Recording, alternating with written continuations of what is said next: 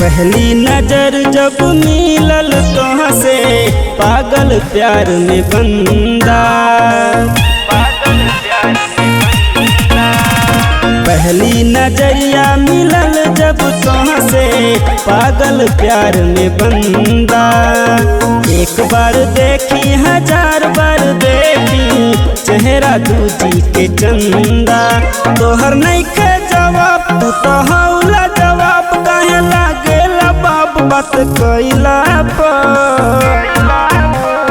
काहे नहीं बोला बोलैला पर जालू लागे गइला पर कि हम बनी तोहर दीवाना हो। मिली बोला भाव खैला पर।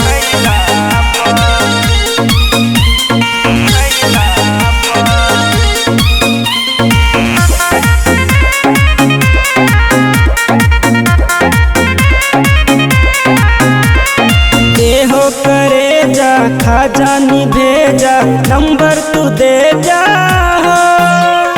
करी ले वादा चाहब जान से भी ज्यादा की है इरादा।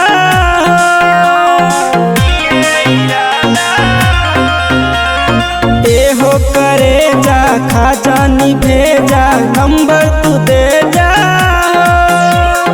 करी ले वादा चाहब जान से भी ज्यादा की है इरादा। हम करी ले यारी तू तो देवे लुगारी कहे बाड़ू तारू भगैला पर। बात नहीं बनी लजैला पर कम से कम बोला बोलैला पर कि हम बनी तोहर दीवाना हो। मिली बोला भाव खैला पर।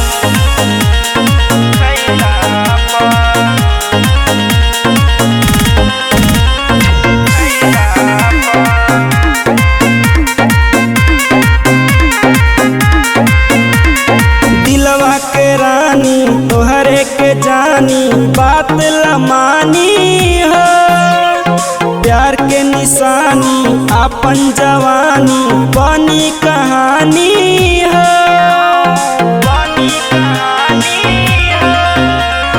दिलवा के रानी तोहरे के जानी बात लमानी हो। प्यार के निशानी अपन जवानी बनी कहानी हो। काहे करत करत कल हमरे से प्यार गर्मी होई नागी बुतैला पर। प्यार औरी बढ़ी सकैला पर राजू के अपन बनैला पर के हम बनी तोहर दीवाना हो। मिली बोला भाव खैला पर।